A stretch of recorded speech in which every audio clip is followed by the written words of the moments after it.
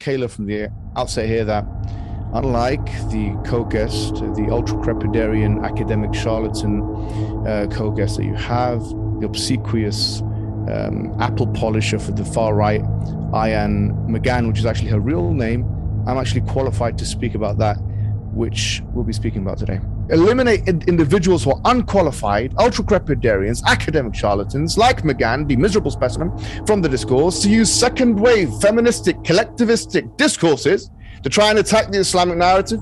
Then they must first establish the truthfulness and the objectiveness of second-wave feministic discourses. Ayan Hirsi is a feminist. We are opposed to feminism when we say that feminism has now almost certainly been cracked open as a false ideology. Ayan McGann herself was embroiled in the most embarrassing of public inquiries, if you can call that, whereby she herself was in a polygynous relationship. She was a mistress. She was a mistress to Niall Ferguson, her husband now. And she was doing so at the dismay of Sue Douglas, who is his ex-wife. And with the destabilizing effect, of course, she attacks polygyny in her books, but she practices it in her daily life. And so this is a serious hypocrisy. Blissfully ignorant of the Islamic tradition, the underqualified, overconfident, ultra-crepidarian, academic charlatan, right-wing apple polisher, obsequious woman that she is, doesn't even know that in page 77 that we worship Muhammad. She doesn't even know the basics of the religion. It cannot be taken seriously by people. This is in her newest book, Pray, is that actually what you find is that Muslim men, the immigration of Muslim men to European countries has increased rape. This is basically it. And she mentions in page 33 of that book, she says there's an actual causal relationship. What is the data that she mentions? She mentions data from about 5 European countries, including but not limited to the United Kingdom, France, and Sweden. What is this data missing? Michaela, this data is missing. This data has everything going for it, in fact, except for the evidence. The whole thesis collapses. And she is a liar, by the way. She's a liar. She lied to the Dutch Parliament. She lies by omission, by a comprehensive refutation of this nonsense that this miserable specimen of an academic charlatan has written forward, and for some reason is being taken seriously. It's the rehashing of the Jewish discourses. As you can see here, the fascistic the Jewish problem. You see the white woman there, and then the Jewish man. Can you see this kind of thing? Can you see it? I'm not sure if you can see that. She's just rehashing a fascistic discourse, and nonsense is academically redundant. And it is the most ridiculous thesis I've ever seen in my life by someone who has no peer-reviewed work and should not be taken seriously by anybody. The answer, I understand the question. It is, between... And this argument, I think, makes sense. Girls' schools, boys' schools, girls' locker rooms, boys' locker rooms, etc., etc. Who says it should stop there? It's very arbitrary kind of morality, to be honest with you. We say, no, it should also be extended to these other areas. That makes sense. The subversion narrative that Ayan McGann and others like her are attempting to put forward in order to acquiesce and to placate to their masters in the most servile and most embarrassing, degrading of ways is something we've already seen in Europe with the Jewish problem that was so called in the 1930s. They referred to it as the Jewish problem. The Nazis who thereafter burned 6 million innocent Jews alive. I'll show you, even Adolf Hitler would say. Ayan McGann, who I may add, inspired Anders Breivik, one of the most monstrous of terrorists in the last 100 years. He quotes her by name in his manifesto. By name in his manifesto. This man, who is a Nazi, basically, and he does the salute. You might have heard of him. Killed 77 liberal, non-Muslim people, okay? Was inspired and influenced by Ayan McGann, Ayan Hirsi, a terrorist influencer she is. He was looking at the same literature that people like those who would do caricatures like this of Jewish people were doing. And this is the same exact language we're seeing now. Instead of the Jewish problem, Michaela, we're seeing the Muslim problem. We have to be able to see this. right now, I would say, just given the sheer number of Muslims who are either adopting other religions or adopting an agnostic position or becoming atheists, I am not sure it is the world's fastest growing religion. Now, a few moments later, in terms of fertility rates, then yes, Islam is definitely the fastest growing religion. Islam the world's fastest growing religion? Well, according to Pew Research, of course, it is. And the reason for that is largely to do with birth rates, because Muslim women have more children than non-Muslim women, pound for pound. In the West, people are becoming Muslim from all parts of the world. And the reason why they're becoming Muslim, from what we've seen, and we've worked with organizations that collect these data, this kind of data, is because they are convinced with the religion of Islam. They're disillusioned with Christianity. They see that Christianity has a slavish type of morality, as Nietzsche said, slap him on the one cheek and give him the other cheek. Nietzsche called it the slavish morality, but obviously that's a verse in the Bible, the New Testament. We don't believe in any of that. We believe that if someone slaps you in the cheek, you slap them back. People are leaving Christianity in droves. In this country, the United Kingdom, where I'm from, in 2001, we had about 75% Christian people in this country.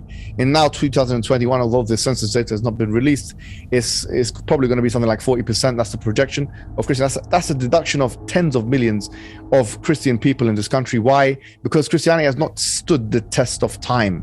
Kindness turns into weakness, and sometimes forgiveness is not forgiveness, especially when you do it with someone that will harm you again and harm others again. That's why we have prisons. That's why Christianity actually had to act like Islam in order to expand, in order to be what it is. In other words, it had to have a just war theory. It didn't have this morality. Theodosius II and Constantine and all of those emperors of Rome didn't decide to be pacifists. They decided to expand their empires, which of course is something that Islam as well did.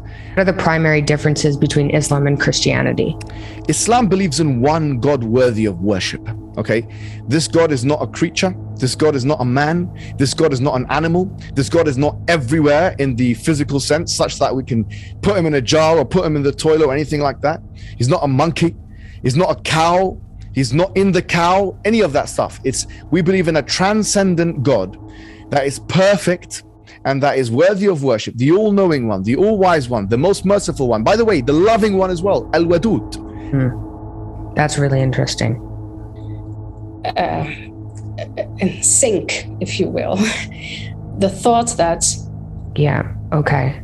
And to spell out that those aspects of Sharia that violate our constitutions, laws, and norms are unacceptable and they will not be tolerated. And that is an honest, forthright conversation. And so the individual Muslim can decide, well, in that case, maybe I don't want to go and live in Canada or in America or in Europe. Maybe I just want to go back home because I want to be a good Muslim and abide by Sharia law. But however, what we don't believe in, definitely, is that the majority of people are speaking the objective truth at all times. I mean, just because the majority of people voted for something, it doesn't mean that thing is true. Plato made this assessment of democracy a long time ago when he said that it's not for the ignorant ones, like, to talk about things which they're not specialized in. Just because the majority of people think that the earth is flat, it doesn't mean that the earth is flat. And that was the status quo in the world's history before. People thought the world was flat. So just because the majority of people say something, it doesn't mean that's the objective truth. So we would say the same thing. We believe the objective truth is that which the all-knowing, the all-wise says, which is in the Quran and the Sunnah, and we have evidences for that. We believe in that. We can prove that. Okay, that makes sense. Not through censoriousness, but through fact-checking.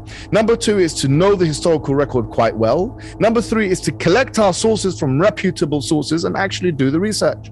And finally, to realize that if you just travel, I honestly give this advice, go and travel, go to Ghana, go to Nigeria. This is a country with 50% Muslims and 50% Christian. Go to countries where there's a lot of Christians, a lot of Muslims, and you realize that people are already getting along. People are getting married.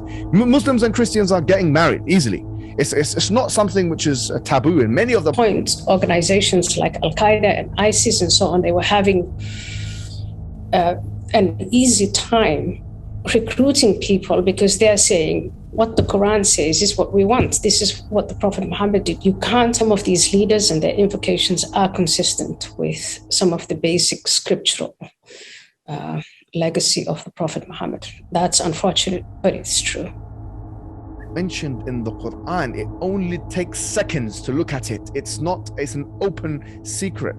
Unfortunately, the Quranic discourse has been defamed and distorted, misappropriated, decontextually understood by academic charlatans like this miserable specimen, who I will not mention because we know who we're talking about, who doesn't even know, listen, Michaela, she doesn't even know the difference between a verse of the Quran and a hadith of the Prophet, as mentioned in one of her books, in I think page number 77 in the book Infidel, or 301 actually in the book Infidel. She mentions that Surah Al-Fatiha is a verse or something like this, or that there's a hadith, and she mentions a hadith and she thinks it's the Quran. She doesn't even know what's the Quran and what's the hadith. If she doesn't know what's the Quran and the hadith, she doesn't even know how to differentiate between the book. An 8-year-old can do that. This Osama bin Laden, Bruce Lawrence, in a book that was tracking all the things that Osama bin Laden states, that in page 141, he states that Osama bin Laden, when asked about killing innocent people, and that the Quran and the Hadith prohibit that, so how come you're doing it? He cited logical evidence of symmetrical warfare. He said al-aql, which literally is yu'lam bil-aql. He literally said it's something which is known by necessity. In other words, they're killing our innocence, so we are killing their innocence. This is his reasoning. Ayan McGann, who apparently became an apostate because Ayan Hirsi, but her real name is McGann, which means refugee in the Somali language, apparently who listened to Osama bin Laden and his jurisprudential readings before becoming an apostate of Islam. She said that she agreed with his understanding of Islam, with his reasoning. But Osama bin Laden himself admits, and this is in a book which can be read in the English language by Bruce Lawrence, is saying that this is not because of the religion of Islam, it's despite the religion of Islam that we're doing this. It's a logical argument that we're putting forward of symmetrical warfare. We are killing them because we are killing their civilians because they are killing our civilians. This is what he is saying. But the Quran very clearly states, Michaela, in chapter 60 verse 8, لا ينهاكم الله عن الذين لم يقاتلوكم في الدين, that God does not forbid you to deal justly with those who do not try and kill you because of your religion, ويخرجوكم من دياركم, or try and kick you out of your homes, and تبروهم وتقسطوا إليهم, that you're good with them and you're just with them. That's what the Quran says, that God loves the just people. In other words, to that effect. And anyone who tells you from this point onwards anything other than what I've said is lying to you, Michaela. And all I can say is, if you don't believe me, then do the research.